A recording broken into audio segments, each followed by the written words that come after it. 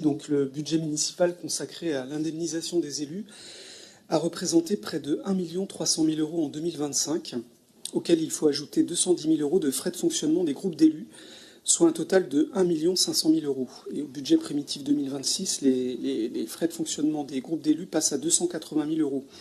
Dans une ville caractérisée par une forte précarité d'une partie de sa population, la rémunération des élus constitue donc un aspect sensible du fonctionnement de la démocratie locale. C'est pourquoi les délibérations 21, 22, 23 ne manquent pas de nous questionner. Le temps de la sobriété constaté lors de la séance d'installation de notre conseil municipal n'aura finalement duré que quelques semaines. Je ne vais pas tenter d'analyser les évolutions techniques des majorations, plafonds, cumul d'indemnités, mais je souhaite revenir sur 2 points concernant le périmètre des délégations des élus. Tout d'abord, certaines justifications à l'appui de ces augmentations semblent peu crédibles. La charge de travail liée aux questions de santé est en réalité partagée entre 2 élus. De même, la politique de coopération décentralisée apparaît un peu symbolique au regard des préoccupations quotidiennes d'une majorité des habitants. Et enfin, la question des transports et mobilités relève en partie d'opérateurs nationaux comme la RATP. Deuxièmement, l'intitulé des délégations et leurs doublons interroge également. 2 élus sont donc chargés de la santé. 2 autres vont s'occuper des murs à pêche. 3 sont positionnés sur les transports et mobilités, 2 sur les bâtiments publics et leur rénovation, 2 sur le sport et la rénovation des équipements sportifs, 2 sur l'enfance et la petite enfance, 2 élus enfin sur la citoyenneté et la relation aux usagers, cela sans compter un 3e chargé de l'état civil. On peut donc craindre que cet enchevêtrement ne devienne rapidement une source de confusion, à la fois pour les services municipaux, les habitants et les partenaires extérieurs.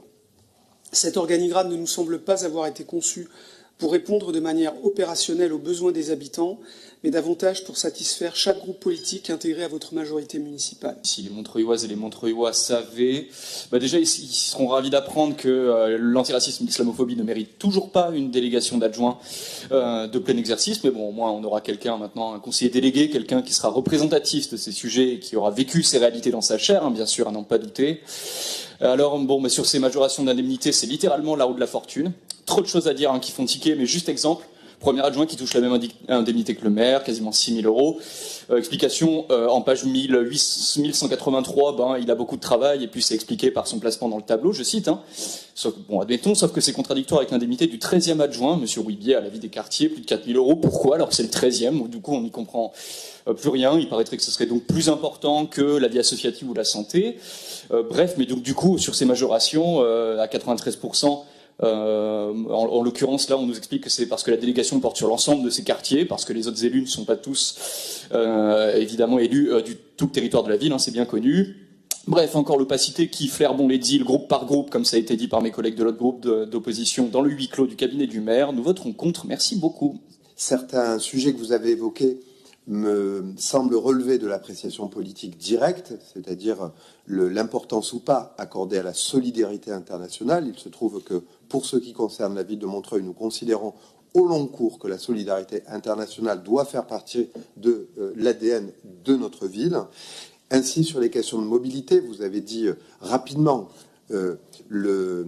les différentes personnes qui sont en charge d'une partie des sujets de mobilité. Nous pensons pour notre part qu'il y a de grandes différences entre, d'un côté, travailler sur des grands projets de transport, de l'autre, travailler sur des sujets de plans de circulation et de plans de mobilité vélo ou piétons, ou encore de travailler sur les relations partenaires pour faire avancer un certain nombre de dossiers sur lesquels Montreuil, historiquement, fait du lobbying. Je pense en particulier à la ligne 9, qui fait partie des grands sujets sur lesquels nous sommes mobilisés. Et effectivement, Tom Bernard, vous l'avez bien noté, s'agissant, par exemple, de l'activité mobilisée par l'adjoint chargé de la vie des quartiers au travers des 14 quartiers de la ville. Et donc, je vous confirme que l'adjoint chargé du suivi et du rapport avec les antennes de quartier et la vie citoyenne dans les 14 quartiers de la ville a fort à faire sur les sujets d'initiative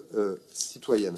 Dernier mot pour dire, je ne sais pas si c'est dans le secret de mon cabinet comme vous l'avez dit, mais en tout cas, pour ce qui est du maire que je suis, j'assume pleinement le fait que nous sommes une majorité plurielle avec différentes composantes politiques, et donc je souhaite, comme maire, associer l'ensemble de la majorité, à la fois au travail de préparation des politiques publiques, mais naturellement aussi au travail exécutif de mise en œuvre des politiques que nous adoptons.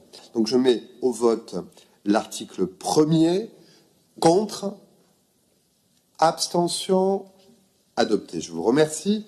Je mets au vote l'article 2 et 3, contre, abstention, proposition adoptée. Je mets au vote l'ensemble de la délibération, contre, abstention, proposition adoptée. Je vous remercie.